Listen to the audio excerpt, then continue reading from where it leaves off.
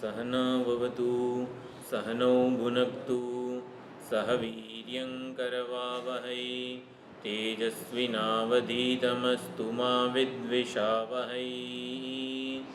ॐ शान्तिः शान्तिः शान्तिः। हरिः ॐ श्रीगुरुभ्यो नमः। हरिः ॐ। ॐ गुरुर्ब्रह्मा गुरुर्विष्णुः गुरुर्देवो महेश्वरः गुरुः साक्षात् परं ब्रह्म तस्मै श्रीगुरवे नमः। वन्दे देवमुमापतिं सुरगुरुं वन्दे जगत्कारणं वन्दे पन्नगभूषणं मृगधरं वन्दे पशूनां पतिं वन्दे सूर्यशशाङ्कवह्निनयनं वन्दे मुकुन्दप्रियं वन्दे भक्तजनाश्रयं च वरदं वन्दे शिवं शङ्करं वन्दे शिवं शङ्करम्।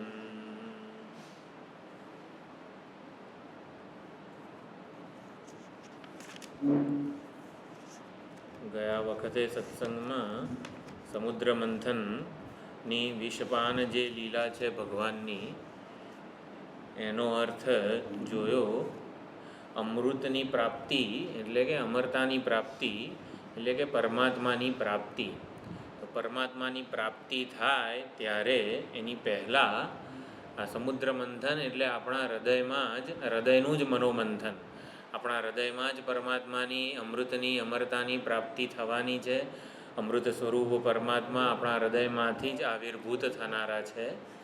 એટલે હૃદયનું મનોમંથન કરીએ એ દૈવી અને આસુરી વૃત્તિઓ જ્યારે આ વાસુકી નાગરૂપી અહંકારનું જ્યારે દોરડું બનાવીને એનું મંથન કરે છે ત્યારે આ અહંકાર જે છે એ વિષ ઓક્યા કરે છે. અહંકારને ગમતું નથી અમૃત નીકળે એ, એટલે એ વારંવાર વિઘ્ન ઊભા કરે છે. એટલે આપણા અહંકારને ભક્તનો અહંકાર બનાવીએ, સાત્વિક અહંકાર બનાવીએ, અસુરો સાથે સુમેળ કરીએ વગેરે બોધ આપણે પ્રાપ્ત કર્યો. વિષપાન લીલાની જેમ કામ દહન લીલા પણ ખૂબ જ અગત્યની છે. કામદેવનું દહન કર્યું છે એટલે શિવજીના કિસ્સામાં કામ દહન લીલા છે. ભાગવતમાં જ્યારે રાસ પંચાધ્યાયીનું નિરૂપણ થાય છે ત્યારે સુખદેવજી એ રાસ પંચાધ્યાયીને કામ વિજય લીલા કહે છે ભગવાનની. અહીંયા શિવજીની કામ દહન લીલા છે. કામદેવ શિવજીને એક સામાન્ય દેવ જ માનતો હતો, એટલે કામદેવે શિવજીના ભગવાનનું એક અવતારી તરીકેનું, અવતારી એટલે સંપૂર્ણ ઐશ્વર્ય જેમાં રહેલું છે એવું કામદેવે સમજ્યો નહીં, જોયું નહીં, અને માટે એક સામાન્ય માણસની જેમ જ કૈલાસવાસી શિવજીને સમજ્યા અને એમણે આવી રીતે 5 બાણનું અનુસંધાન કર્યું. કામદેવના 5 પ્રકારના બાણ છે. એ બાણ સ્તંભન, શોષણ વગેરે સ્તબ્ધ કરી નાખે, શોષી નાખે આપણને. એટલે 5 પ્રકારની ના કાર્ય જન્માવે છે કામદેવના બાણ. એટલે કામના જ્યારે જ્યારે ઈશ્વરને વિષય બનાવવાનો પ્રયત્ન કરે છે, એટલે કામદેવે ભગવાનને માપવાનો પ્રયત્ન કર્યો. તો ભગવાનને તો માપી ન શકાય, ભગવાનનું તો સામર્થ્ય અપાર છે, અનંત છે. ભગવાનને ક્યારે કોઈને પોતાના બળ, બુદ્ધિ, સામર્થ્યથી માપી શકાય એમ નથી. એ કામદેવે પોતાના બળ વડે ભગવાનને માપવાનો પ્રયત્ન કર્યો, ભગવાનને વિષય બનાવવાનો પ્રયત્ન કર્યો, ભગવાનને જીતવાનો પ્રયત્ન કર્યો. ત્યારે એ કામ પોતે સમાપ્ત થઈ જાય છે. સ્મરઃ સ્મર્તવ્યાત્મા એટલે કામદેવ જે છે એ અનંગ બની ગયો, કોઈ અંગ વગરનો, શરીર વગરનો બની ગયો, એટલે કે ભસ્મીભૂત થઈ જાય છે. એટલે કામદેવ દહન લીલા જે છે એ સમજાવે છે કે આપણી અનેક બધી મનમાં અનેક બધી ઈચ્છાઓ જન્મતી હોય છે, જ્યારે ભગવદ પ્રાપ્તિની એકમાત્ર ઈચ્છા આપણા હૃદયમાં હોય, એટલે કે ભગવાન કેન્દ્રિત આપણી એ ઈચ્છા હોય, તો પછી એ ઈચ્છા પોતે આપણને છોડીને જતી રહે છે. એટલે ઈચ્છાથી છૂટવું કોઈના પણ માટે સંભવ નથી. ઈચ્છા એની જાતે જન્મતી હોય છે. જેમ કે આપણા ઘરે બારી ખુલ્લી હોય અને દૂધ આવી રીતે ગેસ ઉપર મૂકેલું હોય, ઠંડુ થાય તો બિલાડી જાતે આવીને એ દૂધ પી જાય. એટલે ઘરમાં જ્યાં સુધી આવી રીતે ખુલ્લી બારી અને દૂધ છે ત્યાં સુધી બિલાડી આવવાની છે. એવી જ રીતે જ્યાં સુધી પરમાત્મા વિષયક આપણને અજ્ઞાન છે એ આ દૂધ સમાન છે, ત્યાં સુધી આ બિલાડી રૂપી કામદેવ કે ઈચ્છાઓ આવવાની જ છે. કંઈક એવું કરવું પડે કે બિલાડી જાતે આવે જ નહીં. એટલે કે આપણા હૃદયમાં આ કામના કે ઈચ્છા જે છે એ જ્યારે ના હોય ત્યારે જ એ આપણને છોડીને જતી રહે. એટલે કામના આપણને છોડીને જતી રહે એ સંભવ છે. બાકી આપણે ગમે તેટલો પ્રયત્ન કરીશું બિલાડી આવવા ન આવે એનો, એ હંમેશા માટે ભૂલી જાય, પણ એ સંભવ નથી. જ્યાં સુધી દૂધ છે ત્યાં સુધી બિલાડી આવવાની છે. એવી રીતે આપણા હૃદયમાં પણ જ્યાં સુધી આ જગતના વ્યક્તિ, વસ્તુ, વિષય, પરિસ્થિતિ બધાને ભોગવવાની કંઈક આકર્ષણ વગેરે ઈચ્છાઓ છે, ત્યાં સુધી કામદેવ એનું બળ દેખાડવાનો છે. એટલે કામદેવથી છૂટવાનો એક જ ઉપાય છે, જ્યારે આપણી કામના ઈશ્વરને વિષય કરે, એટલે કે ઈશ્વર કેન્દ્રિત થાય ત્યારે ભગવાન પોતે આ કામદેવનું દહન કરે છે, ઈચ્છાની નિવૃત્તિ કરી આપે છે ભક્ત માટે. પ્રહલાદ, ધ્રુવ વગેરેમાં પણ ધ્રુવ અને વિભીષણ એને અર્થાર્થી ભક્ત કહેવામાં આવે છે. કેમ? કારણ કે ભગવાનની પ્રાપ્તિની જે સાધના છે, ભગવત પ્રાપ્તિની સાધના એમણે કોઈક કામનાથી, કંઈક ઈચ્છાથી પ્રેરાઈને કરી હતી. ધ્રુવે પણ અચળ પદની ઈચ્છાથી ભગવાનની આરાધના કરી હતી. વિભીષણે પણ આવી રીતે રાજતિલક ભગવાને કરી દીધું. વિભીષણને પણ અર્થાર્થી ભક્ત કહેવામાં આવે છે. પરંતુ ધ્રુવના કિસ્સામાં ભલે શરૂઆત એની સકામ ભક્તિથી થઈ, પરંતુ ભગવાને શંખનો સ્પર્શ કર્યો અને દિવ્ય જ્ઞાન આપ્યું ત્યારે ધ્રુવ પણ બધી જ ઈચ્છાથી મુક્ત થઈ ગયો હતો. એટલે ધ્રુવ જે પ્રહલાદ છે આ બધાને નિષ્કામ ભક્તો જ ગણવામાં આવે છે. તો ભક્તિ આ કામનાની નિવૃત્તિ કરવામાં ખૂબ જ મહત્ત્વનો ભાગ ભજવે છે. એ કામનાથી છૂટવું હોય તો ઈશ્વર કેન્દ્રિત આપણી કામના બનવી જોઈએ. ઈશ્વરને વિષય બનાવે આપણી કામના, એટલે કે ભગવદ પ્રાપ્તિની તીવ્ર ઈચ્છા હોય તો પછી આ સંસારિક જગતની કોઈ પણ ઈચ્છા, કામનાથી હંમેશ માટે આપણે નિવૃત્ત થઈ જઈએ. કામના પોતે આપણને છોડીને જતી રહે એ જ ડહાપણ છે. કામના એટલે કે ઈચ્છાઓથી મુક્ત થવાનો ગમે તેટલો પ્રયત્ન આપણે કરીશું, આપણા એ અનાદિકાળના સંસ્કારો છે, અનંત જન્મો આપણા થયા છે, બધા સંસ્કારો, બધી જ વિષય ઈચ્છાઓ આપણા હૃદયમાં જ રહેલી છે. એ કામનાઓ, ઈચ્છાઓ આપણને છોડીને જતી રહે, આપણે એને છોડવાનો પ્રયત્ન ના કરવો પડે, એ જ ડાપણ છે. એટલે આપણે હંમેશા આવી રીતે ભગવદ પ્રાપ્તિની ઈચ્છાને તીવ્ર બનાવીએ તો કામના આપણને છોડીને જતી રહે. હવે 15મો અને 16મો જે શ્લોક છે એમાં ભગવાનના વિરાટ સ્વરૂપનું, દિવ્ય રૂપનું વિરાટ સ્વરૂપનું વર્ણન આવે છે. કોઈ ભગવાનને એક કૈલાસવાસી, એક રૂપધારી ભગવાન જ ન સમજી બેસે, એના માટે ભગવાનનું વિરાટ સ્વરૂપે પુષ્પદંતા ગંધર્વરાજ વર્ણન કરે છે. 16મા શ્લોકમાં તાંડવ નૃત્યની વાત આવે છે અને આવી રીતે 17મા શ્લોકમાં ગંગાજીના અવતરણની સુંદર વાત આવે છે. તો 16મો શ્લોક આપણે તાંડવ નૃત્ય વિશે છે. સુંદર આચાર્યો બધા તાંડવ નૃત્ય વિશે સરસ માહિતી આપણને આપે છે. 16મો શ્લોક ગાઈએ બધા સાથે. મહીપાદાઘાતાદ્ વ્રજતિ સહસા સંશયપદં પદં વિષ્ણોર્ભ્રામ્યદ ભુજપરિગરુગ્ણગ્રહગણં મુહુર્દ્યૌર્દૌ સ્થૈયાદ્યનિવૃતજટા તાડિતતટા જગદ્રક્ષાयै ત્વં નટસી નનુ વામૈવ વિભૂતા જગદ્રક્ષાयै ત્વમ નટસી.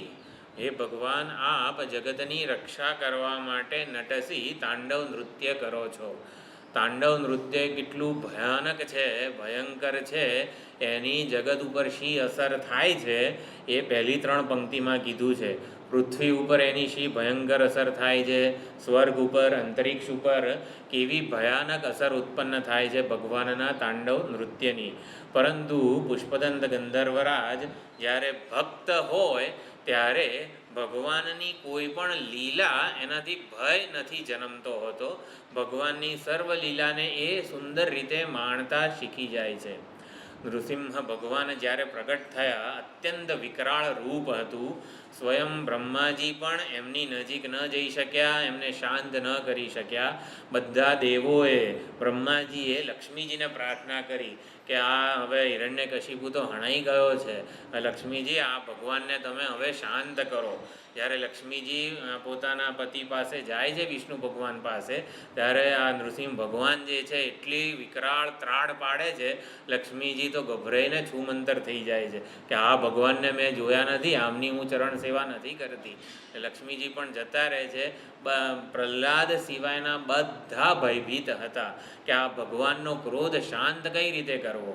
એક પ્રહલાદ જ નિર્ભય હતો, સીધો જઈને આવી રીતે ભગવાનના ચરણ સ્પર્શ કરે છે અને નૃસિંહ ભગવાન પ્રેમથી એને પોતાના ખોળામાં બેસાડી દે છે. એમનો ક્રોધ શાંત થાય છે અને પ્રેમથી વહાલ કરે છે ભગવાન ભક્ત પ્રહલાદને.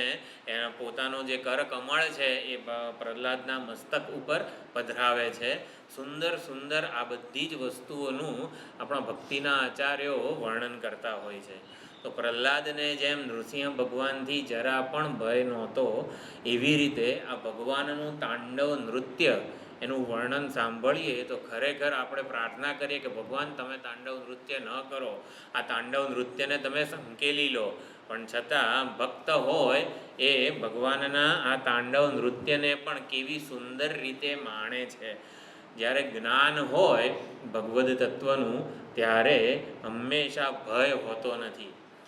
આપણને દૂરથી એવું લાગે, કોઈ માતા બાળક માંદું હોય, શરદી થઈ હોય, નાનું બાળક હોય હજી, તો નાક બંધ કરીને પણ કડવી દવા વગેરે પીવડાવે છે. એટલે બાળક એટલે માતાનું આપણને બહારથી ભૌતિક રૂપ એવું લાગે કે આ તો અત્યંત ક્રૂર છે, અત્યંત ક્રૂર છે. આવી રીતે જુઓ ને, બાળકને આવી રીતે કડવી દવા પીવડાવે છે. પરંતુ અંદરનો એનો જે એ રૂપ ધારણ કરવા પાછળનું જે પ્રયોજન આપણે સમજીએ, એનું જ્ઞાન હોય તો માનો જે પ્રેમ છે, કરુણા છે, કે બાળક માટે જે હિતકારી છે ને એ જ એ માતા કરી રહી છે. બસ આવું જ કંઈ કે તાંડવ નૃત્ય વિશે સમજવાનું છે.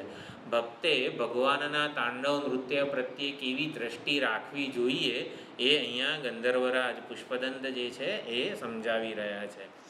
તો તાંડવ નૃત્યની શું અસર છે એની પહેલી 3 પંક્તિમાં વાત કરે છે. મહીપાદાઘાતા જ વ્રજતી સહસા સંશય પદમ. મહી એટલે પૃથ્વી. તો ભગવાન જ્યારે તાંડવ નૃત્ય કરતા હોય ત્યારે હાથ, પગ, જટા વગેરે બધું, જટા પણ ખુલી જાય છે. પગની એટલી બધી થપાટ આવે છે કે પૃથ્વી જે છે હમણાં ચીરાઈ જશે, હમણાં ભેદી જશે, અત્યંત પાતાળમાં જતી રહેશે. ભગવાન જ્યારે તાંડવ નૃત્ય કરતા હોય ત્યારે પગની થપાટો એટલી જોરદાર વાગે છે કે પૃથ્વી ચીરાઈને પાતાળમાં જતી રહેશે. સહસા અચાનક જ એવો સંશય ઉત્પન્ન થઈ જાય છે. પછી પદમ વિષ્ણુર બ્રાહ્મ્યદ ભુજ પરિગરુગ્ણ ગ્રહગણમ. એટલે ભગવાન વિષ્ણુનું જો પૃથ્વી ઉપર જરા પણ કોઈ સ્થાન સલામત નથી. ભગવાન તાંડવ નૃત્ય કરતા હોય ત્યારે પૃથ્વી ચીરાઈ જાય, પાતાળમાં જતી રહે ને એવું લાગે. ચાલો પૃથ્વી ઉપરથી આપણે ક્યાંક એરોપ્લેનમાં જતા રહીએ, અંતરિક્ષમાં જતા રહીએ, તો પૃથ્વી ઉપર ધરતીકંપ કે ગમે તે થતું હોય ને તોય આપણને કંઈ ના થાય. ચલો એરોપ્લેનમાં, વિમાનમાં બેસી જઈએ અને અંતરિક્ષમાં ફરવા લાગીએ ભગવાન તાંડવ કરતા હોય ત્યારે. તો અંતરિક્ષની વાત આ બીજી પંક્તિમાં કરે છે. પદમ વિષ્ણોહો. તો વિષ્ણુનું પદ એટલે આ અંતરિક્ષ કે આકાશ. તે આકાશમાં પણ કોઈ સ્થાન સલામત નથી. પદમ વિષ્ણોર ભ્રામ્યત ભુજ પરિગરુ ગ્રહ ગણમ. તો ગ્રહો અને નક્ષત્રો ભગવાનના જ્યારે તાંડવ નૃત્ય કરતા હોય ત્યારે બધા હાથ જે છે ને એ અત્યંત ફેલાઈ જાય છે. ફેલાઈ જાય છે એટલે હાથના આ પરિઘ વગર આપણે જે કોઈ પણ નૃત્ય કરતું હોય તો હાથની બધી જે ચેષ્ટાઓ હોય ગમે ત્યાં હાથ જાય એટલે ગમે એક પણ ગ્રહો કે નક્ષત્રો જરા પણ સલામત નથી. ભગવાનની આ પરિઘ આકાર ભુજાઓથી ગ્રહો અને નક્ષત્રો પણ તૂટી રહ્યા છે. એટલે અંતરિક્ષમાં પણ કોઈ સ્થાન, કોઈ ગ્રહ કે કોઈ નક્ષત્ર, કોઈ આકાશગંગા એટલી સલામત નથી કે ત્યાં હજી જાણે કે તાંડવ થતું હોય ને તો આપણે સલામત રહી શકીએ. એટલે આવી રીતે નક્ષત્રો, ગ્રહો ભગવાનની પરિઘાકાર ભુજાઓથી તૂટી રહ્યા છે. આ ઘૂમી રહી છે ભુજાઓ, એનાથી કોઈ સ્થાન અંતરિક્ષમાં પણ સલામત નથી. ચલો, પૃથ્વી પર કોઈ સ્થાન સલામત નથી, અંતરિક્ષ પર કોઈ સ્થાન સલામત નથી, તો ચલો સ્વર્ગમાં જતા રહીએ. સ્વર્ગમાં દેવોને તો કંઈ હાનિ નહીં થાય ને તાંડવ નૃત્યની. તો સ્વર્ગ પણ ભૂહુ ભુવઃ સુવઃ ત્રણેય લોક કંપી ઉઠે છે ભગવાન તાંડવ નૃત્ય કરવા ઊભા થાય ત્યારે. તો સ્વર્ગલોકની શું હાલત થાય છે? મુહુર્દૌસ્થ્યમ યાતિ. દૌસ્થ્યમ એટલે દુરવસ્થાને પ્રાપ્ત કરે છે. મુહુ એટલે વારંવાર અને દેવહુ એટલે સ્વર્ગ. તો આ સ્વર્ગ જે છે એ અત્યંત દુરવસ્થાને પ્રાપ્ત કરે છે. તો સ્વર્ગ તો અત્યંત ઊંચું છે, એને કઈ રીતે ભગવાનનું આ તાંડવ નૃત્ય આવી રીતે દુરવસ્થાને પ્રાપ્ત કરાવે? તો ભગવાન તાંડવ નૃત્ય કરે ત્યારે ભગવાનની જે જટા છે ને એ જટા ખુલી જાય છે અને અત્યંત વિશાળ જટા છે. સમગ્ર બ્રહ્માંડને આવરી લે એટલી વિશાળ જટા આ ભગવાનની છે. એટલે અનિવૃત્ત જટા તાડી તતટા, એટલે જટા વિખરાઈ જાય છે. જટાની દરેકે દરેક લટ જુદી જુદી દિશામાં ફંગોળાય છે અને એટલે એની ચોપાટ, એની ચોટથી, એની લપડાકથી સ્વર્ગ પણ ધ્રુજી ઉઠે છે. સ્વર્ગને પણ અથડાય છે, સ્વર્ગ સુધી આંબી જાય છે. અને આવું ભયાનક ભયંકર તાંડવ નૃત્ય છે. ભગવાન શેના માટે તમે કરો છો? આ ત્રણેય લોકનો વિનાશ કરનારું આપનું તાંડવ નૃત્ય છે. ના ના, પુષ્પદંત કહે છે જગદ રક્ષાયૈત્વમ નટસી. ભગવાન તમે તો જગતની રક્ષા કરવા માટે આ તાંડવ નૃત્ય કરી રહ્યા છો. ભક્તની કેવી સુંદર ભક્તિ હોય છે, દ્રષ્ટિ હોય છે, એ અહીંયા ચોથી લીટીમાં પુષ્પદંત કહે છે. તવ વામૈવ વિભૂતા જગદ્રક્ષાયૈત્વમ નટસી નનુ વામૈવ વિભૂતા. વિભૂતા એટલે આપની મહત્તા, આપનું ઐશ્વર્ય, આપનું સામર્થ્ય જે છે એ વામા એટલે વક્ર છે. વક્ર છે એટલે જાણે કે સમજવું અઘરું છે, સીધે સીધું નથી. શ્રી કૃષ્ણની ચરિત્ર જે છે એ પણ વામા એટલે કે એને સમજવું અઘરું છે. કોઈ પણ લીલા હોય, માખણચોર લીલા હોય કે ગમે તે લીલા હોય, પૂતના ઉદ્ધાર, બધા રાક્ષસોનો ઉદ્ધાર કર્યો, એ બધી લીલાઓનું આપણે ગીતા પ્રેસ ગોરખપુરનું જે ભાગવત છે એમાં દરેકે દરેક આ હનુમાન પ્રસાદ પોદ્દાર વગેરે મહાત્માઓએ દરેકે દરેક લીલાનું સુંદર અર્થઘટન કરેલું છે. પૂતના ઉદ્ધાર કર્યો એની પાછળનું કારણ શું છે, એનું રહસ્ય શું છે, અઘાસુર, બગાસુર બધા જે અસુરો હતા એ હકીકતમાં કોણ હતા, આ કંસની સેના જે હતી એ પણ શું હતું, સુંદર સુંદર રહસ્ય બધા પ્રગટ કરેલા છે. એટલે ભક્તિ માતા ભક્ત માટે કેવું સુંદર રહસ્ય પ્રગટ કરે છે ભગવાનનું. ભગવાનનું સંપૂર્ણ રહસ્ય કે જ્ઞાન જે છે એ ભક્તિ માતા જાણે છે અને આ વાત ભક્તને ખબર છે. એટલે ભક્ત હંમેશા ભગવાનની આવી રીતે ભક્તિ, શરણાગતિ સ્વીકારતો હોય છે, જેથી ભક્તિ માતા ભક્ત માટે ભગવાનને પક્ષપાતી બનાવી દે છે. ભક્તને ભગવાનનું તાંડવ નૃત્ય જરા પણ ભયાનક લાગતું નથી. એમાં પણ એ કલ્યાણકારક, કરુણાસાગર એવા એ રૂપના, પોતાના કાર્યને અનુકૂળ બનાવી દે એવા રૂપના દર્શન કરતા હોય છે. એટલે આવું ભયાનક તાંડવ નૃત્ય છે. તો તાંડવ નૃત્ય હકીકતમાં છે શું? શિવજી પ્રદોષ સમયે, પ્રદોષ કાળે તાંડવ નૃત્ય કરતા હોય છે. એટલે આપણે બધા પ્રદોષ પૂજા કરીએ, આખા દિવસ દરમિયાન આપણે અનશન વ્રત હોય, પ્રદોષ પૂજા પછી આપણે પ્રસાદ લેતા હોઈએ છીએ. શિવજી ખૂબ જ પ્રસન્ન હોય છે પ્રદોષ કાળે. તાંડવ નૃત્ય પ્રસન્ન થઈને કરતા હોય છે. તાંડવ નૃત્ય કરે ત્યારે અત્યંત પ્રસન્ન હોય અને તે વખતે પૂજા પછી સર્વસ્વનું સમર્પણ થાય અને સર્વસ્વ સમર્પણ આપણે કરતા હોઈએ છીએ કાયેન વાચા મનસેન્દ્રિયેર્વા એમ કરીને આપણે જે કંઈ પણ કર્યું છે ભગવાનને સમર્પિત કરતા હોઈએ છીએ. સર્વસ્વના સમર્પણ પછી જ્યારે રાજોપચાર પૂજા સમર્પયામી એવો આવે છે ઉપચારો બધા, નૃત્યમ સમર્પયામી, જેને નૃત્ય આવડતું હોય એણે ચોક્કસ આવી રીતે અત્યંત શુદ્ધ હૃદયથી ભગવાનને નૃત્ય સમર્પિત કરવું જોઈએ. તો ભગવાનનું આ તાંડવ નૃત્ય છે અત્યંત પ્રસન્ન હોય છે અને ભક્ત મને જે માગે ને એ આપવા માટે ભગવાન તૈયાર હોય છે, આપવા માટે રાજી બેઠેલા હોય છે. તાંડવ નૃત્ય ભલે ચારે બાજુથી ભય પમાડે એવું લાગે, પરંતુ એ ભગવાનની વિભૂતિ છે, ભગવાનનું પરાક્રમ છે. આપણને સમજવા માટે અમુક આવી રીતે ભક્તોનું વિચાર ભાથું જોઈએ, તો જ એને અવળી કે વામા એવ વિભૂતાએ જે કીધી છે એનું રહસ્ય આપણને ખબર પડે. ભગવાન જગન્નાથ છે, જગન નિયંતા છે, તાંડવ નૃત્ય દ્વારા જગતનું રક્ષણ કરી રહ્યા છે અને એ રહસ્ય ભગવાન સમજાવે છે. નૃત્ય શંકર ભગવાન પણ કરે છે અને પાર્વતી માતા પણ કરે છે. તો પાર્વતી માતા જે નૃત્ય કરે છે એને લાસ્ય નૃત્ય કહેવામાં આવે છે અને શિવજી જે કરે છે એને તાંડવ નૃત્ય કહેવામાં આવે છે. તાંડવ નૃત્ય પણ બે પ્રકારના છે. શરૂઆતમાં તાંડવ નૃત્ય સૌમ્ય રૂપે પ્રગટ થતું હોય છે અને પછી ધીમે ધીમે રૌદ્ર રૂપ ધારણ કરતું હોય છે. તો શરૂઆતનું જે છે એને પેવલી એવું સંસ્કૃતમાં કહેવાય છે. શિવ સાહિત્ય બધા આપણી સંસ્કૃતિમાં કેટલા બધા, શિવાનંદ લહેરી પણ એક ખૂબ જ મહત્ત્વનો ગ્રંથ છે, આદિ શંકરાચાર્યજીએ જ રચેલો છે. એમાં પણ આ તાંડવ નૃત્યનું સુંદર રહસ્ય પ્રગટ થયેલું છે. એટલે પેવલી જે તાંડવ નૃત્ય છે જે શરૂઆતમાં હોય એમાં અંગ વિક્ષેપ વધુ છે, અભિનય નથી. જ્યારે બહુરૂપ કરીને જે તાંડવ નૃત્ય પછી થાય છે એમાં અનેક પ્રકારની મુખાકૃતિઓ, એનું પણ ખૂબ જ મહત્ત્વ છે. અને પાર્વતીજી જે તાંડવ નૃત્ય કરે છે એને લાસ્ય કહેવામાં આવે છે. લાસ્યમાં પહેલાં છુરિત ભાવ હોય છે, એટલે એમાં ભાવની પ્રધાનતા છે પાર્વતીજીની નૃત્યમાં, અને પછી લીલાની પ્રધાનતા છે. એટલે ભગવાન તાંડવ શરૂ કરે ત્યારે ઓમકારનો નાદ પહેલાં કરે છે. ઓમકારનો તાન એટલે કે એ આલાપ શરૂ કરે છે, પછી ધીમે રહીને મૃદંગ વગાડે છે, ડમરું વગાડે છે અને પદનો મંદ મંદ સ્પર્શ કરે અને પછી પાંચ મુખ, શિવજી પંચમુખી કહેવાય છે. જે પરંપરાગત આશ્રમો છે એમાં પંચમુખની સાંજે જે આરતી થતી હોય છે ભગવાનની, એમાં પાંચે પાંચ મુખના મંત્રોની આવી પ્રાર્થના કરેલી છે.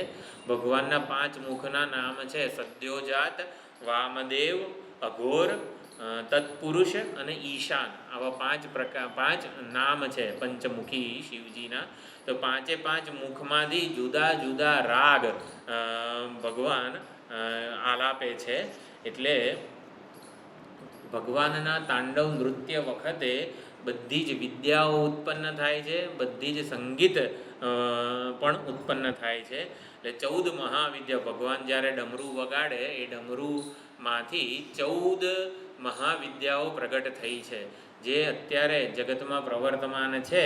4 વેદ, 4 એના ઉપવેદ એટલે આયુર્વેદ, ગંધર્વવેદ, મહાભારત, આ બધું ભગવાનના ડમરુના નાદમાંથી જ ઉત્પન્ન થયું છે.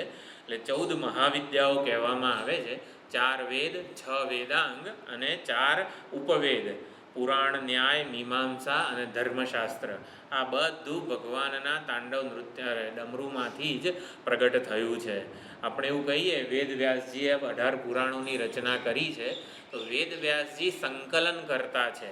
એટલે પ્રગટ કરનાર તો શિવજી જ છે. બધી જ 14 વિદ્યાઓ જે છે એ ભગવાને જ પ્રગટ કરેલી છે ડમરુના નાદમાંથી તાંડવ નૃત્ય વખતે. એટલે એમાંથી જ જુદા જુદા આચાર્યોએ એ બધા ગ્રંથોને ગ્રંથબદ્ધ કર્યા છે, સંકલિત કર્યા છે. શિવજીનું તાંડવ નૃત્ય એ આ વેદોક્ત ધર્મનું પણ પ્રતીક છે. ભગવાને સૌથી પહેલાં પ્રવૃત્તિ લક્ષણ વૈદિક ધર્મનું ગ્રહણ કરાવ્યું, મરીચી વગેરે પ્રજાપતિઓને ઉત્પન્ન કર્યા અને જીવન કેવી રીતે જીવવું જોઈએ ગૃહસ્થ ધર્મનું આચરણ કેવી રીતે કરવું જોઈએ એ બધું મરીચી વગેરે પ્રજાપતિ 7 પ્રજાપતિઓ જે છે એને એનું બોધ કરાવ્યો. અને સનક, સનંદન, સનાતન, સનતકુમાર 4 સનતકુમારો જે છે એ અવધૂત છે અને વિરક્ત સંન્યાસી છે. એટલે સંન્યાસી જેટલી પણ આપણી સંન્યાસ પરંપરા જે છે એના આદિ આચાર્યો આ આદિગુરુ શંકર ભગવાન અને પછી એમના શિષ્યો સનકાદિ મુનિઓ કહેવાયા છે. તો એ સનકાદિ મુનિઓને સંન્યાસ ધર્મનું, એ પણ વેદોક્ત ધર્મ છે, નિવૃત્તિ કેવી રીતે જીલવી જોઈએ જેથી કલ્યાણ થાય. એટલે મરીચી વગેરે પ્રજાપતિઓને પ્રવૃત્તિનો ઉપદેશ આપ્યો. પ્રવૃત્તિ એવી રીતે થાય કે જેથી કલ્યાણ જીવનનું થાય, જીવનનું કલ્યાણ થઈ જાય. અને નિવૃત્તિ પણ, એટલે સંસારથી વિરક્ત હોય પરંતુ કલ્યાણ સૌથી વધુ મહત્ત્વનું છે. નિવૃત્તિ લક્ષણ વૈદિક ધર્મનો સનકાદિને એમણે ઉપદેશ આપ્યો કે જેથી નિવૃત્તિ ધર્મનો પણ પ્રચાર થાય, સંન્યાસ ધર્મનો પ્રચાર થાય, શાસ્ત્રોનું અધ્યાપન થાય, જેથી સાચા અર્થમાં કલ્યાણ થાય. તો આ પ્રમાણે તાંડવ નૃત્ય આ બધી જ પ્રકારની વિદ્યાઓનું આવી રીતે પ્રાગટ્ય સ્થાન છે. એટલે જિજ્ઞાસુ સાધક માટે તો તાંડવ નૃત્ય ખૂબ જ અગત્યનું છે એને સમજવું. તાંડવ નૃત્ય ભગવાન આ જગતનું રક્ષણ કરી રહ્યા છે. ભગવાન જો તાંડવ નૃત્ય ન કરે ને તો જગતની સ્થિતિ જ ટકે નહીં. તાંડવ નૃત્ય જ્યારે શરૂ કરે,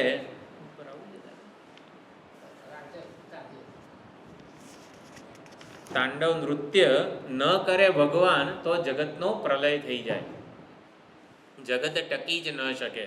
એટલે ભગવાન તાંડવ નૃત્ય ચાલુ રાખે ત્યાં સુધી આ જગતની સ્થિતિ ટકી રહે છે. જેવું તાંડવ બંધ કરે કે જગતનો પ્રલય થઈ જાય છે. અને તાંડવનો પ્રારંભ કરે ત્યારે નવસર્જન થાય છે, નવો કલ્પનું સર્જન શરૂ થાય છે. તો તાંડવ નૃત્ય વડે ભગવાન જગતની રક્ષા કઈ રીતે કરે છે? સુંદર મધુસૂદન સરસ્વતીજી અર્થ આપે છે. ભગવાન પૃથ્વી ઉપર ચરણ શક્તિનું, આપણે જગતમાં 5 મહાભૂતો છે, આકાશ, વાયુ, અગ્નિ, જળ અને પૃથ્વી. તો આ 5 મહાભૂતો પોતપોતાનું જે કર્તવ્ય છે, સામર્થ્ય છે, કઈ રીતે પ્રાપ્ત કરે છે?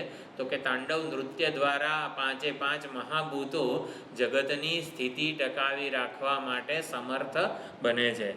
ચરણ શક્તિ એટલે ભગવાનના જે તાંડવ નૃત્ય વખતે ચરણનો આઘાત થતો હોય છે એવી એ વખતે ભગવાન પૃથ્વીને આ ધારણ શક્તિ પ્રદાન કરે છે. એટલે જે ધારણ શક્તિ છે, ધારણ કરવાની શક્તિ છે, એ તાંડવ નૃત્ય દ્વારા પૃથ્વીને પ્રાપ્ત થાય છે. ભગવાન જો તાંડવ નૃત્ય ન કરે ને તો પૃથ્વી આપણને ધારણ કરી શકે નહીં. પૃથ્વીની ધારણ શક્તિ તાંડવ નૃત્યને લીધે જ ટકી રહી છે. પછી તાંડવ નૃત્ય વખતે જે જટામાં ગંગાજળના જે બધા કણો છે, ગંગાજી આકાશ ગંગાનું પ્રતીક છે, એ જટામાં સમાઈ ગયા અને એ ગંગાજળના કણોથી સાગરની એટલે કે જળની પુષ્ટિ કરે છે. સાગર અત્યાર સુધી આ સમુદ્રનું જળ છે એ પૃથ્વી ઉપર આટલું અકબંધ કેમ રહ્યું છે? કારણ કે ભગવાન તાંડવ નૃત્ય કરી રહ્યા છે. તાંડવ નૃત્ય કરતી વખતે જટાના જે ગંગાજીના કણો છે એ આવી રીતે સમુદ્રની પુષ્ટિ કરી રહ્યો છે. પછી તાંડવ નૃત્ય વખતે આ ત્રીજા નેત્રની શું હાલત હોય છે? તો તાંડવ નૃત્ય વખતે ગળામાં અને બીજી બધી જગ્યાએ જે સર્પ બાંધેલા છે એ પોતાની ફેણથી લપકારા મારે છે અને એ હવાની ધમણની જેમ ચાલતા હોય છે. એ લુહારની જે ધમણ હોય એવી રીતે આ નાગ બધા ગળા સર્પને એ બધું ચાલે છે અને હવાના વેગથી આ જે ત્રીજું જે નેત્ર છે એમાંથી જે અગ્નિ પ્રગટ થઈ રહ્યો છે એ પણ એ તાંડવના તાલે જ આમ ભભૂકે છે. એટલે તૃતીય નેત્ર જે છે એ અગ્નિનું પ્રતીક છે. એટલે તાંડવ નૃત્ય વડે ભગવાન સતત અગ્નિને આવી રીતે સશક્ત કરી રહ્યા છે. અત્યારે પૃથ્વી ઉપર આપણા જીવન માટે જરૂરી જે અગ્નિ દેવતા છે એ સામર્થ્ય ક્યાંથી પ્રાપ્ત કરે છે? તો કે તાંડવ નૃત્યમાંથી. તાંડવ નૃત્ય કરતી વખતે ત્રીજું નેત્ર ખુલી જાય છે અને એમાંથી આ વૈશ્વાનર જ્ઞાનાગ્નિ પ્રગટ થતો હોય છે. એના દ્વારા આપણા જીવન જરૂરિયાતનો જે અગ્નિ છે એ બીજાને બાળવાનું સામર્થ્ય પ્રાપ્ત કરે છે. પછી નૃત્યમાં શ્વાસોશ્વાસ, નૃત્ય કરતી વખતે આપણું હૃદય કંઈ સામાન્ય રીતે ધબકતું ના હોય, શ્વાસોશ્વાસ અત્યંત તીવ્ર હોય છે. તો ભગવાનના આવી રીતે નૃત્ય કરતી વખતે શ્વાસોશ્વાસ અત્યંત તીવ્ર થઈ જાય છે અને એના દ્વારા ભગવાન વાયુને વાવવાની, સૂકવવાની શક્તિ પ્રદાન કરે છે. એટલે વાયુ દેવતામાં પણ જે સામર્થ્ય છે એ ભગવાનના તાંડવ નૃત્યથી પ્રાપ્ત થાય છે. અને વ્યોમકેશ, ભગવાનની જટા આખી આકાશમાં આવી રીતે ફેલાઈ જાય છે, એવી રીતે આકાશને પણ ધારણ કરે છે, આકાશને પણ આધાર આપે છે. આ રીતે ભગવાન તાંડવ નૃત્ય દ્વારા જગતની રક્ષા કરી રહ્યા છે. જે જગત અત્યંત જર્જરિત થઈ જાય છે, શક્તિહીન થઈ જાય છે, એને ભગવાન આવી રીતે પુનઃ નવી નવી શક્તિ સર્જનની આપે છે. અને તાંડવ નૃત્ય ચાલે એ દરમિયાન આવી રીતે સુંદર રીતે જગતનું નિયંત્રણ થઈ રહ્યું છે. આમ દૂરથી એવું લાગે કે આટલું ભયાનક તાંડવ નૃત્ય છે, છતાં પણ સુંદર રીતે આ પાંચે પાંચ મહાભૂતો પોતપોતાનું જે સામર્થ્ય છે ધારણ કરવાનું, પલાળવાનું, બાળવાનું, સૂકવવાનું, વહેવાનું અને આધાર આપવાનું, આ પાંચે પાંચ મહાભૂતો પોતપોતાનું જે વિશિષ્ટ સામર્થ્ય છે એ જાળવી રાખે છે તાંડવ નૃત્યને લીધે. તો શિવજીનું તાંડવ નૃત્ય જે છે એ વિરાટ સ્વરૂપનું સ્મરણ કરાવી આપે છે. શિવજીનું વિરાટ સ્વરૂપ એટલે સમગ્ર બ્રહ્માંડમાં વિશ્વવ્યાપી સ્વરૂપ છે. એ આપણા આ જગતમાં એક પણ વસ્તુ સ્થાયી એટલે કે સ્થિર નથી, સતત ગતિમાન છે. આ સતત ગતિમાન પૃથ્વી પોતાની ધરી ઉપર પણ ફરે છે, સૂર્યની આસપાસ પણ ફરે છે. સૂર્ય, આપણી જે આકાશગંગા છે એ બીજા મોટા સૂર્યની આસપાસ ફરે છે. આ પ્રમાણે અને આવી રીતે સ્થૂળ દ્રષ્ટિએ તો બરોબર છે, સૂક્ષ્મમાં સૂક્ષ્મ જતા જઈએ, જેમ અણુનું ભેદન કરીને પરમાણુમાં પણ ઇલેક્ટ્રોન, પ્રોટોન, ન્યુટ્રોન વિજ્ઞાન જે રીતે જગતના કારણને શોધી રહ્યું છે, આ ઇલેક્ટ્રોન, પ્રોટોન સતત ગતિમાન છે. એટલે જેટલી પણ ગતિ દેખાય છે, જેટલું પણ કાર્યક્ષમતા આ જગતમાં દેખાય છે, એ જ ભગવાનનું તાંડવ નૃત્ય છે. એટલે એક કૈલાસ પર્વત ઉપર આ એક વ્યષ્ટિ દેહધારી જે શિવજી છે એ તાંડવ નૃત્ય કરે છે એવું નહીં.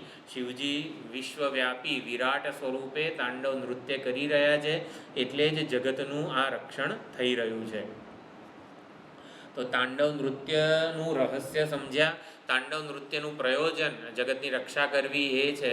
એની પાછળની પૌરાણિક કથા એ પુષ્પદંત આચાર્ય કહે છે. એક કાળબળ નામનો અસુર હતો. એણે ખૂબ જ તપશ્ચર્યા કરી. તપશ્ચર્યાના પરિણામે બ્રહ્માજી પ્રસન્ન થયા, વરદાન આપવા માટે તૈયાર થયા. ત્યારે કાળબળ નામના અસુરે બ્રહ્માજી પાસે એવું વરદાન માગ્યું કે મારું શરીર એટલું મોટું થઈ જાય કે હું એક જ કોળિયામાં આખા બ્રહ્માંડને ગળી જઉં. મારું પેટ એટલું મોટું થઈ જાય કે આખા બ્રહ્માંડને એક જ કોળિયામાં હું ગળી જઉં. તો કે બ્રહ્માજી પણ આવું વરદાન તાર માગવું છે કેમ? તો કે હું આખા જગતનો નાશ કરવા માગું છું. પણ શેના માટે આ કરવું છે? એ શક્ય નથી. કે ના, તમે પ્રસન્ન થયા છો, વરદાન આપવા માટે કટિબદ્ધ થયા છો, મારે તો આ જ વરદાન જોઈએ છે. એક કોળિયામાં આખું બ્રહ્માંડ એને ગળી જવું છે. કાળબળ નામનો અસુર છે. એટલે બ્રહ્માજી તો જરાક વિચારમાં પડી જાય છે કે આને કઈ રીતે સમજાવવો. એટલે બ્રહ્માજી કહે છે, તું એક કામ કર, સાયંકાળે બ્રહ્મલોકમાં આવ, ત્યાં સુધી હું વિચારી રાખું કઈ રીતે બધું.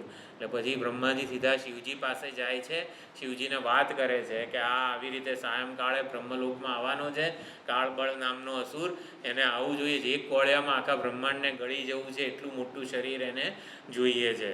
તો કે કંઈ વાંધો નહીં. શિવજી આવી રીતે સાયંકાળે દર વખતે તાંડવ નૃત્ય શરૂ કરે છે.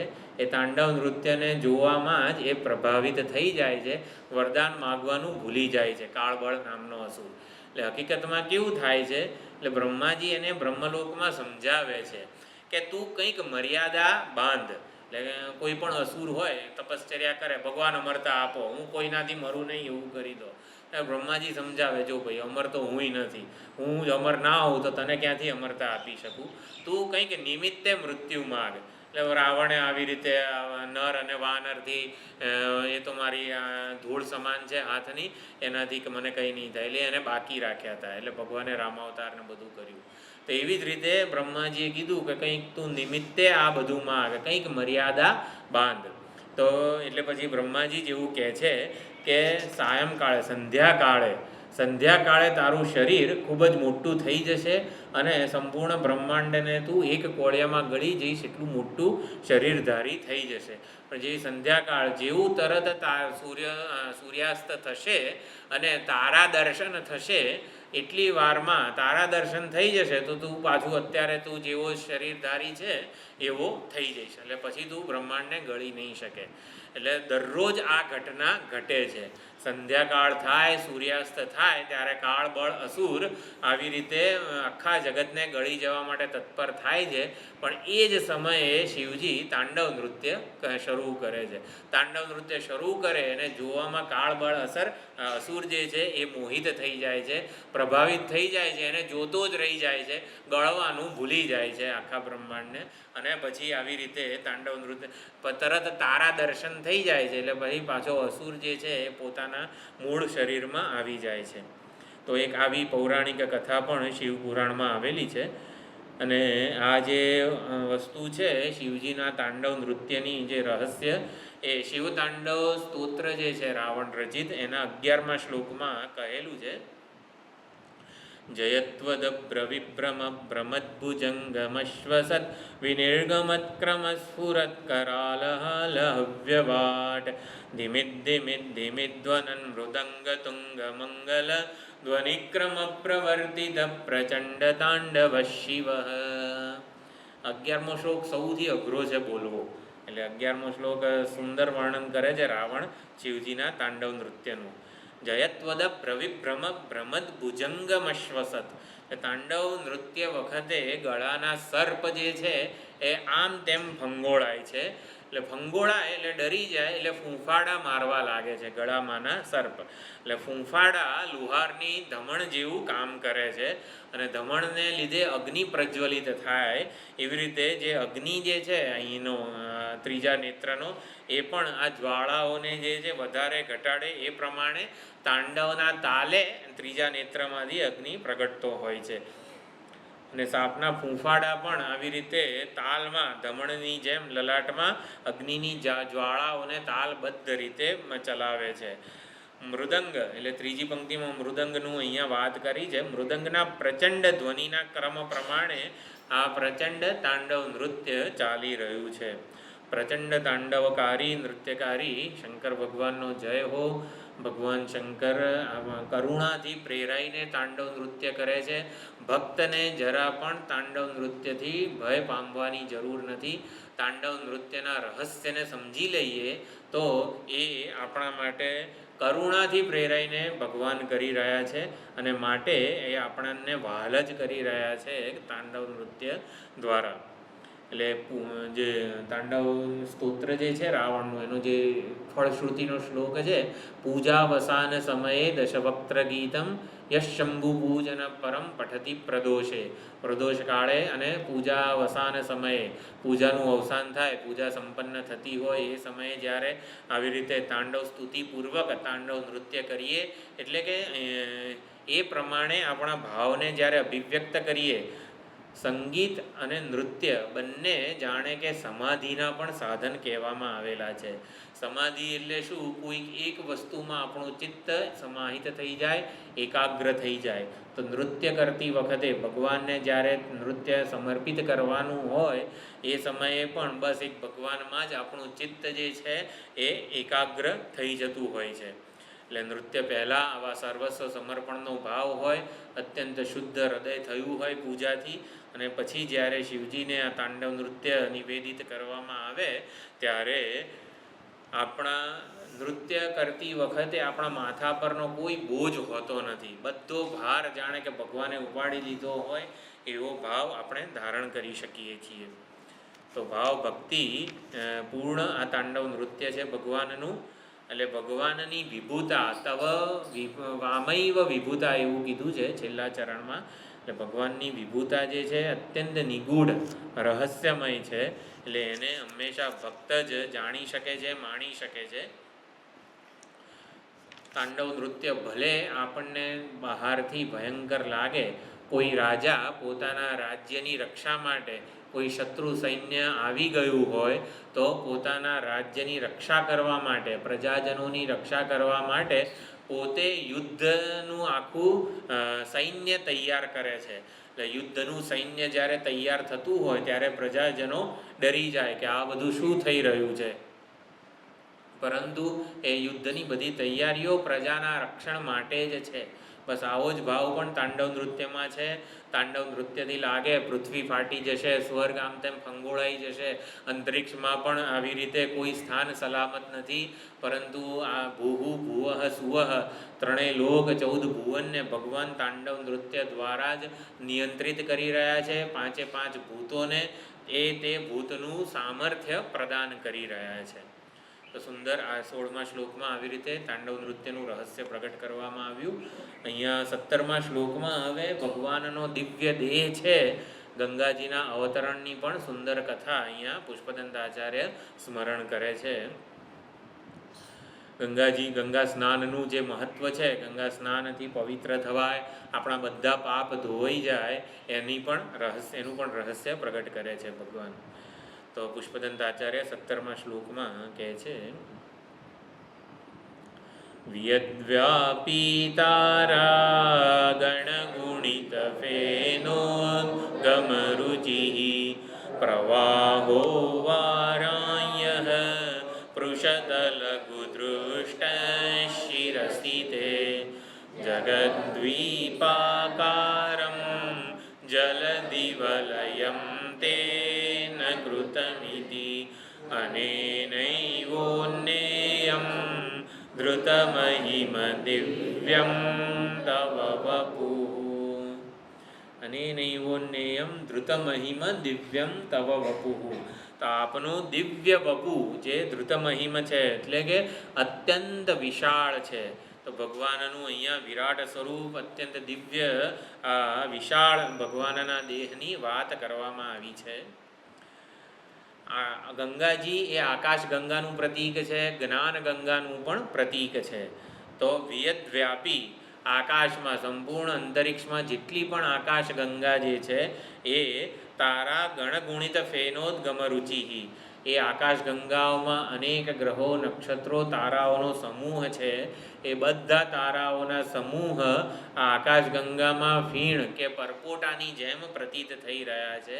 એવો અનંત આકાશ ગંગાનો જે પ્રવાહ છે એ આવી રીતે શિરસી એ ભગવાન આપણા મસ્તક ઉપર એટલો પૃષત લઘુ દૃષ્ટ એટલે પૃષત અને લઘુ અત્યંત એટલે આકાશ ગંગા જે અનંત ભગવાનના નખ કમળમાંથી પ્રગટ થઈને ભગવાનના ચરણ કમળને પ્રક્ષાલિત કરતી આવે છે જ્યારે પૃથ્વી ઉપર, અને પછી શિવજીના જટામાં ક્યાં સમાઈ જાય છે, ક્યાં ખોવાઈ જાય છે, ક્યાંથી બહાર નીકળવું એ જ ગંગાજીને ખબર પડતી નથી. ગંગાજી આકાશ ગંગાનું પ્રતીક છે એટલે એ શિવજીની જટાને જરા પણ પલાળી પણ શક્યા નહીં. એટલું ભગવાને વિશાળ જટા ફેલાવીને તૈયાર રાખી હતી. સુંદર આખું પૌરાણિક કથાનક છે. સગર રાજા એમણે 100 અશ્વમેધ યજ્ઞ કરવાનો સંકલ્પ કર્યો. અશ્વમેધ યજ્ઞ, એક અશ્વમેધ યજ્ઞ કરીએ.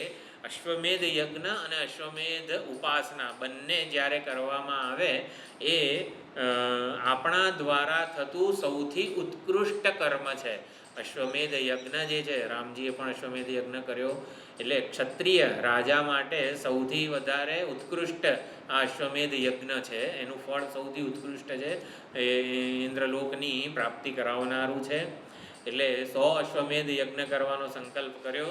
એટલે 100 અશ્વમેધ યજ્ઞ કર્યા. 100મો અશ્વમેધ યજ્ઞ જ્યારે કરી રહ્યા હતા ત્યારે સગર રાજા સગર રાજા જ્યારે 100 અશ્વમેધ યજ્ઞ પૂરા કરે ત્યારે ઇન્દ્રલોક પર એટલે ઇન્દ્ર પદવી ઉપર આરૂઢ થાય. એટલે ઇન્દ્ર પદ ઉપર આરૂઢ થવાની યોગ્યતા સગર રાજામાં છે કે નહીં એ ચકાસવા માટે ઇન્દ્રએ આ 100મો જે અશ્વમેધ યજ્ઞ હતો એનો જે અશ્વ છે એ ચોરી લીધો, સંતાડી દીધો અને કપિલ મુનિના આશ્રમમાં એને બાંધી દે છે અશ્વને. તો આ બાજુ યજ્ઞ સંપન્ન થયો નહીં. કે સગર રાજા પોતાના 60,000 પુત્રોને કહે છે કે તમે આવી રીતે કંઈક કોઈક અશ્વ ચોરી ગયું છે, તમે આ અશ્વની ભાળ લેતા આવો. એટલે સગર રાજાના 60,000 પુત્રો જે છે એ આવી રીતે સમગ્ર પૃથ્વી ઉપર શોધે છે. પૃથ્વી પર ના મળ્યું તો ખોદતા છેક પાતાળ સુધી પહોંચે છે, ત્યાંય ના મળ્યું. છેવટે કપિલ મુનિના આશ્રમમાં એમને આવી રીતે અશ્વ બાંધેલો મળે છે. તો સગર રાજાના બધા પુત્રો હતા એ બસ આવી રીતે થાકેલા કંટાળેલા હતા.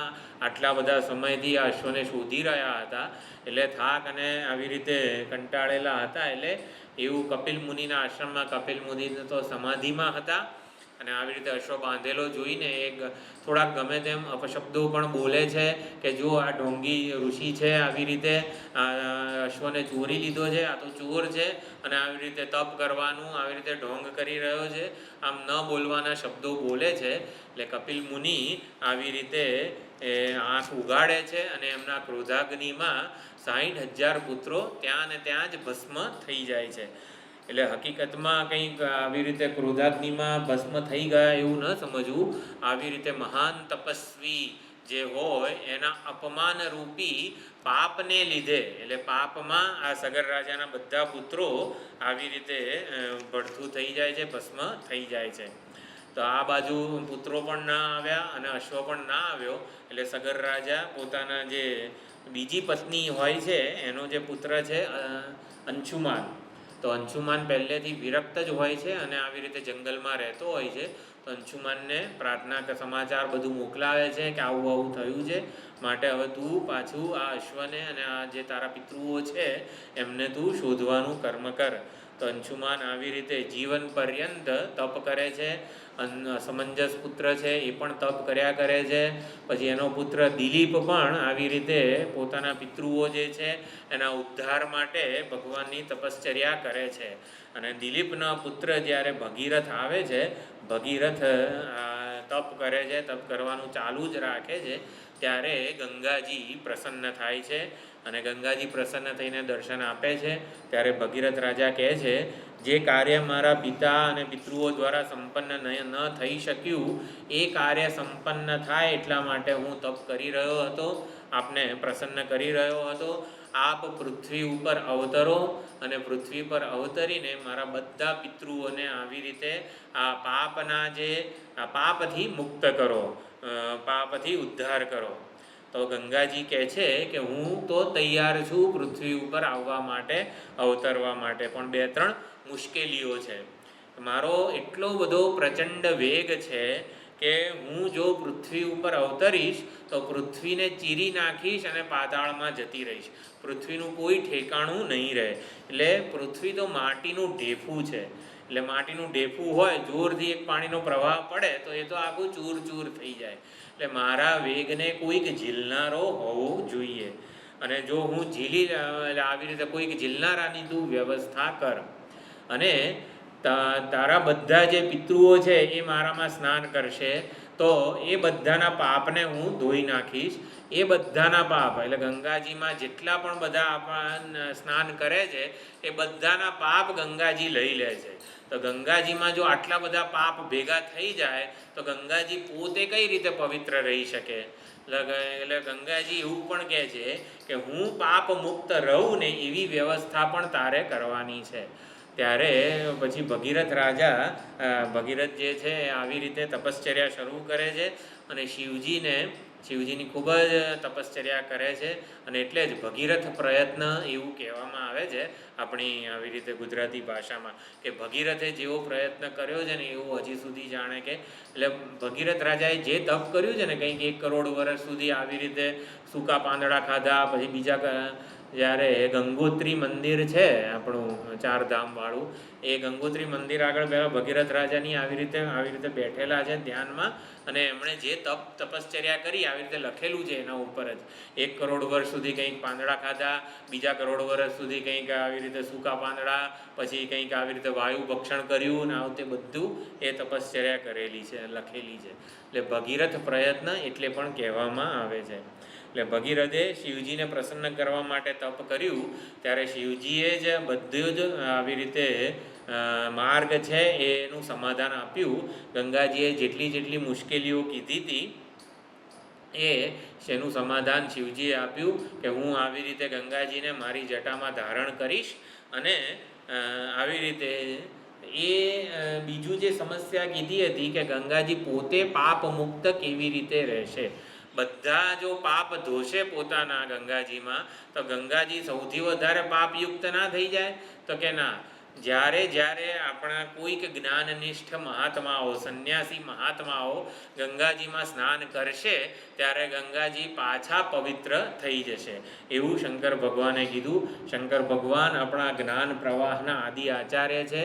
સનકાદિ મુનિઓ દ્વારા એમણે જ્ઞાન ગંગાનો પ્રવાહ વહેતો મૂકેલો છે. એટલે જેટલા પણ સંન્યાસી મહાત્માઓ છે એ બધા, જેટલી પણ પરંપરા છે આપણી, એ બધા જ્યારે ઓલું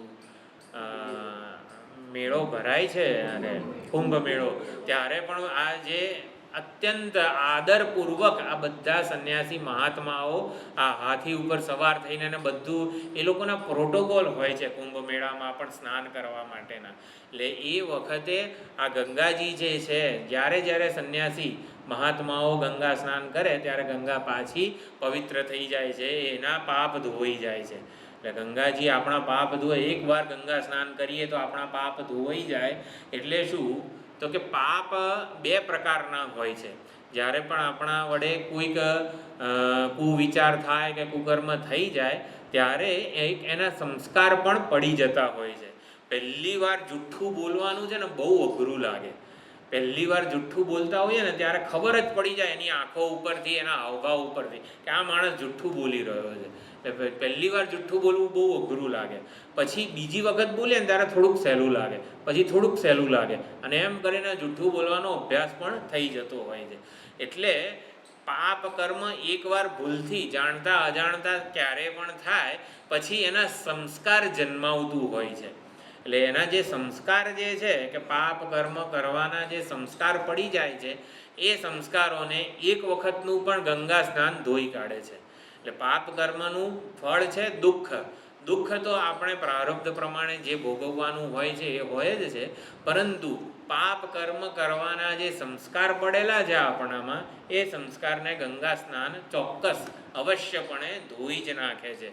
આપણા આચાર્યો આ પ્રમાણે લખે છે. એટલે પૂર્ણ શ્રદ્ધાપૂર્વક જ ગંગા સ્નાન કરવું જોઈએ, જેથી પાપ અને પાપ કર્મ કરવાના જે સંસ્કાર અનાદિકાળથી પડેલા છે આપણામાં એ બધા ધોઈ જાય. એટલે શિવજીએ વ્યવસ્થા કરી અને હવે આવી રીતે જ્ઞાનનિષ્ઠ મહાત્માઓની પણ વ્યવસ્થા કરી, જેથી આ ગંગાજી પણ પાપમુક્ત જ હંમેશા રહી શકે. ગંગાજીને ગર્વ હતો કે હું આવી રીતે પૃથ્વીને ફાડીને પાતાળમાં જતી રહીશ, પરંતુ કઈ રીતે આ શિવજી જે છે મારા વેગને ઝીલશે. આખું આટલું મોટું વિશાળ બ્રહ્માંડ છે, એમાં નાની એવી આ પૃથ્વી છે, એમાં પણ હિમાલય પર્વત આવડો નાનો છે. એ હિમાલય પર્વત ઉપર કૈલાસ પર્વત આવડો નાનો છે. એ કૈલાસ પર્વત ઉપર બિરાજતા એક દેહધારી શંકર કઈ રીતે મારા વેગને ઝીલશે. ગંગાજીને ગર્વ હતો, પરંતુ ભગીરથ રાજાએ કીધું કે માં તમે અવતરો, બીજું બધું અમે જોઈ લઈશું. એટલે પછી બધું તૈયાર થઈ જાય છે, ગંગાજીનું અવતરણ તૈયાર થાય છે. શિવજી પોતાની વિશાળ જટા ફેલાવીને ઊભા છે અને આકાશ ગંગા, જેમાં ગ્રહો નક્ષત્રો એ બધું ફીણ ને પરપોટાની જેવું લાગે છે, એવી મહાન વિશાળ આકાશ ગંગા જેવી શિવજીની જટામાં આવે છે ત્યાં અલોપ થઈ જાય છે, ખોઈ જાય છે. ક્યાં ગયા? શિવજીની જટા તો જરા પણ ભીની થતી નથી. બહાર તો નીકળી શકવાનો કોઈ માર્ગ જ ગંગાજીને મળતો નથી. ભગીરથ રાજા ફરીથી તપશ્ચર્યા કરે છે, ભગવાન આ ગંગાજીને હવે પૃથ્વી પર અવતરિત કરો. ત્યારે શિવજી વિનંતીને સાંભળે છે ને પોતાની જટામાંથી એક આવી રીતે લટ છૂટી કરીને ગંગાજીનો નાનો અમથો પ્રવાહ પૃથ્વી ઉપર આવી રીતે છોડે છે. એનાથી જ આ સાતે સાત સમુદ્રો આવી રીતે ભરાઈ જાય છે. તો ગંગાજી આવી રીતે એક નાના અમથા પ્રવાહથી આખી પૃથ્વી સપ્તદ્વીપા વસુંધરા, સપ્તદ્વીપવાળી બની જાય છે.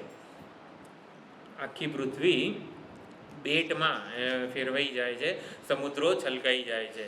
એટલે શિવજીને એટલા માટે વ્યોમકેશ કીધા છે. વ્યોમકેશાય નમઃ. તો વ્યોમકેશ એટલે શું? વિશાળ આકાશ ગંગાને ધારણ કરે છે. આકાશ જેવા અનંત જટાવાળા ભગવાન શિવજી છે, એમને નમસ્કાર હો. એટલે કૈલાસવાસી શિવજી એ શિવજીનું વામન રૂપ છે. જ્યારે આવી રીતે વ્યોમકેશ એ ભગવાનનું વિરાટ રૂપ છે.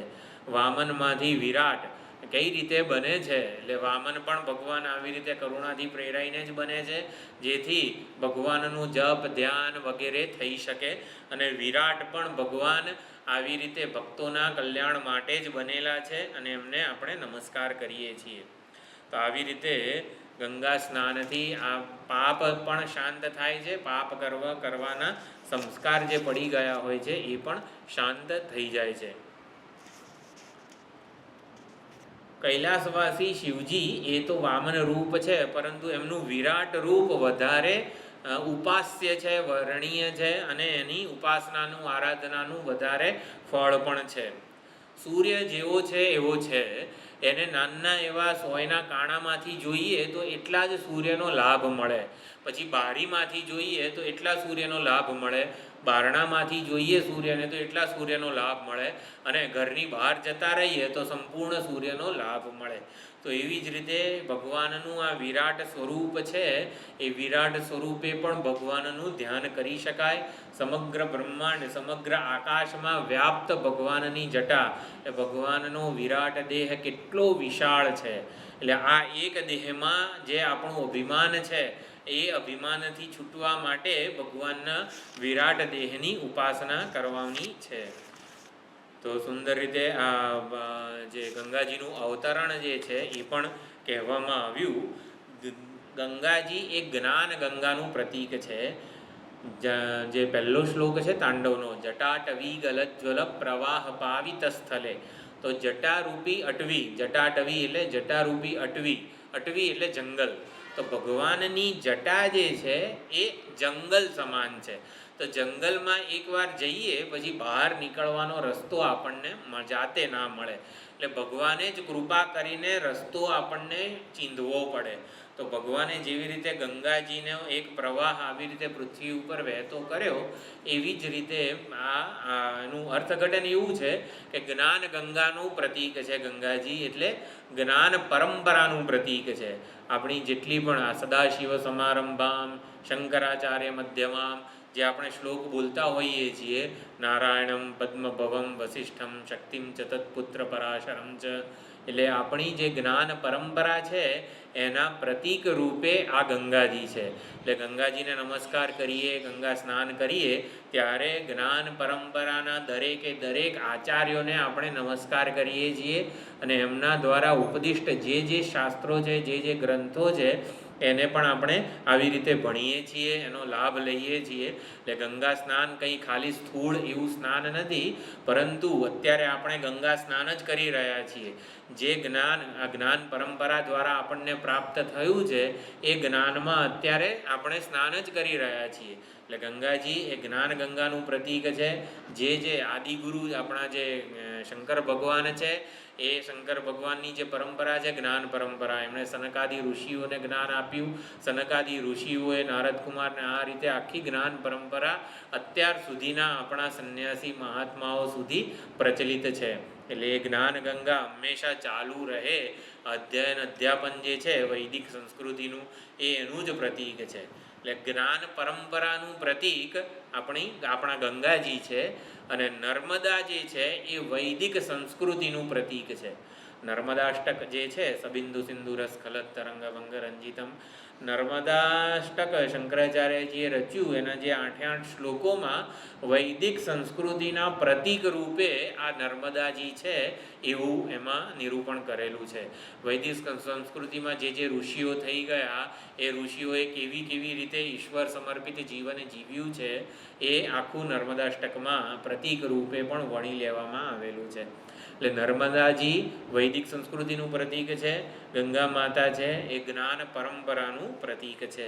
એટલે બંનેનો લાભ, ગંગા સ્નાન અને નર્મદા જે છે એના દર્શન પણ આવી રીતે ખૂબ જ મહત્ત્વના છે.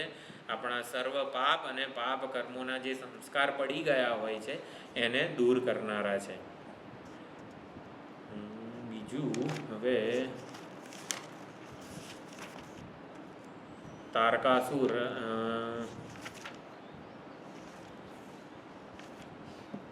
હા આ પણ સુંદર શ્લોક છે 18મો. રથઃ ક્ષોણિયંતા, એટલે ભગવાન પોતાને અધીન હોય એવા બધા જ આ જગતના જેટલા પણ પદાર્થો છે એના દ્વારા વિધેય ક્રીડયંત, એટલે ભગવાન પોતાને વિધેય એટલે પોતાને અધીન હોય એવા ઘટકોથી, એવી વ્યક્તિ વસ્તુ વગેરેથી ક્રીડા કરનારા છે. અને ક્રીડા કરવામાં ભગવાન સ્વતંત્ર છે. તારકાસુરનો ઉદ્ધાર થયો પછી તારકાસુરના 3 પુત્રો છે, તારકાક્ષ, કમલાક્ષ અને વિદ્યુન્માળી. તો તારકાક્ષ, કમલાક્ષ, વિદ્યુન્માળી એ આખી લીલા છે અહીંયા. તો એનું જે પૌરાણિક કથાનક છે એ અત્યારે જોઈ લઈએ.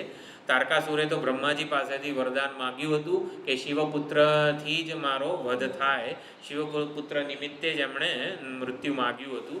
તો તારકાસુરનો વધ તો કાર્તિકેય દ્વારા સંપન્ન થયો. પછી એના 3 પુત્રો હતા, તારકાક્ષ, કમલાક્ષ અને વિદ્યુન્માળી. તો આ 3 અસુર પુત્રો હતા. એમણે મનમાં વૈરભાવ છે ને રાખ્યો નહીં, વૈરભાવ છોડી દીધો અને શિવજીની ભક્તિ કરવા લાગ્યા. એટલે તપશ્ચર્યા કરી અને એમણે આવી રીતે બ્રહ્માજીની પણ કઠોર તપશ્ચર્યા કરી. તો બ્રહ્માજી પ્રસન્ન થયા, વરદાન માગવા માટે આપવા માટે તત્પર થયા. ત્યારે આ અસુરપુત્રોએ અમરતા જ માગી. તો અમરતા તો મળે નહીં, એટલા માટે બ્રહ્માજીએ આવી રીતે કંઈક નિમિત્ત ઊભું કર્યું. તો બ્રહ્માજીએ વિમાન આકાશમાં ઉડી શકે, અંતરિક્ષમાં ઉડી શકે એવી રીતે વિમાન જેવા અત્યંત વિશાળ 3 નગરો આપ્યા, તારકાક્ષને, કમલાક્ષને અને વિદ્યુન્માળીને, કે તમને હું 3 નગર આપું છું જે અંતરિક્ષમાં ગમે ત્યાં ગમે ત્યારે દેશકાળ ગમે ત્યાં ફરી શકે છે, વિચરણ કરી શકે છે. એટલે છુપાઈ પણ શકે છે, તમે કોઈને દેખાઈ ન શકો એવી પણ હું વ્યવસ્થા કરી આપું છું. અને 3 નગરો હતા, સુવર્ણમય, રજતમય અને લોહમય. એટલે તારકાક્ષનું સુવર્ણમય હતું, કમલાક્ષનું આવી રીતે રજત ચાંદીનું બનેલું નગર હતું, અને આવી રીતે કમલાક્ષ વિદ્યુન્માળી છે એનું લોખંડનું આવી રીતે પોલાદી નગર હતું કે જેને કોઈ વિંધી શકે એમ નહોતું. અને પછી નિમિત્ત મૃત્યુનું એ ઊભું કરી આપ્યું બ્રહ્માજીએ કે આ 3 નગરો જ્યારે આખા અમુક વર્ષ 1000 વર્ષમાં કોઈક એકવાર અનિશ્ચિત સમયે એક સીધી લીટીમાં આવે. એ સમય નિશ્ચિત ના હોય, ગમે ત્યારે 1000 વર્ષમાં એક વખત એક સીધી લીટીમાં આવે. આખા અંતરિક્ષમાં ગમે ત્યાં આવું બને. અને ત્યારે જે કોઈ એક બાણથી આ 3 નગરને વિંધે એનાથી જ તમારો નાશ થાય. બ્રહ્માંડમાં 3 નગરો ગમે ત્યાં હોય, પરંતુ એક સીધી લીટીમાં આવે જ નહીં, અને આવે તોય પણ એક બાણથી તો વિંધાય જ નહીં. અને માટે આ 3 અસુર પુત્રો હતા એ વિજય બની ગયા, અજય બની ગયા. એમને હણવાનું કોઈનામાં પણ સામર્થ્ય નહોતું. અને જ્યારે સમૃદ્ધિના મદથી છલકાઈ ગયા, પણ છતાં પણ એમના પક્ષે એ પ્રયત્ન હતો કે શિવભક્તિ એમણે ચાલુ રાખી હતી. શિવ માટે કોઈ જ પ્રકારનો વેરભાવ એમણે રાખ્યો નહોતો. એમના નગરમાં શિવ મંદિરો હતા અને શિવભક્તિ આરાધના ચાલુ જ હતી. એટલે બધા દેવો આ અસુરોના ત્રાસથી બ્રહ્માજી પાસે જાય છે. બધી કથા કરે છે. બ્રહ્માજી કહે ચલો વિષ્ણુ ભગવાન પાસે જઈએ. વિષ્ણુ ભગવાન જ્યાં રહસ્ય જાણી લે છે. જ્યાં સુધી આ લોકો શિવભક્તિ ચાલુ રાખે છે તો શિવભક્તિના પ્રતાપે એમનું પાપ હજી ભેગું નહીં થાય, અને પાપ ભેગું નહીં થાય તો એમનો સંહાર કરવો પણ શક્ય નથી. કોઈક રીતે આ 3 અસુર પુત્રો શિવભક્તિ કરતાં અટકી જાય ને એવું વાતાવરણ કંઈક ઊભું કરવું પડે. એટલે કંઈક છળ કપટ કરવું પડે કે જેથી શિવભક્તિથી આ લોકો વિમુખ થઈ જાય. એટલે વિષ્ણુ ભગવાન છે આખી સુંદર યોજના ઘડે છે. વિષ્ણુ ભગવાન એક મુંડી, એટલે કે આવી રીતે બ્રહ્મચારી હોય, મોટી ઓલી શું કહેવાય અને શિખા હોય, મુંડન કરેલું હોય એવા કોઈક આવી રીતે સફેદ વસ્ત્રધારી મુંડી એવું રૂપ લઈને આ 3 નગરમાં પ્રવેશ કરે છે. ત્રણ નગરમાં પ્રવેશ કરે છે, એની આવી મુખ જે કાંતિ છે એ જોઈને આમ બધા પ્રભાવિત તો થઈ જાય છે. કંઈક બહુ મોટા સંત પુરુષ આવ્યા છે આપણા નગરમાં. એટલે એ પછી કોઈક એવી રીતે પ્રયત્ન શરૂ કરે છે કે હવે આ શિવ ભક્તિ, શિવજીની આરાધના છે, આ મંદિરો જે શિવના છે એ બધા કોઈક રીતે એનો ધ્વસ્ત કરવો પડે. એટલે વિષ્ણુ ભગવાન જે છે આખી યોજના ઘડે છે મુંડી રૂપે. મુંડી ત્રણ નગરમાં એક સાથે જાય છે અને પછી કહે છે કે સમગ્ર વેદોનો મુખ્ય સાર શું છે? તમે આ વેદો પ્રમાણે ભક્તિ કરો છો, આરાધના કરો છો ભગવાનની, પરંતુ વેદો કહેવા શું માગે છે કે અહિંસા પરમો ધર્મ, કે અહિંસા જ શ્રેષ્ઠ ધર્મ છે. અહિંસાનું આચરણ કરો ને એટલે તમારા જીવનનું કલ્યાણ થઈ જાય.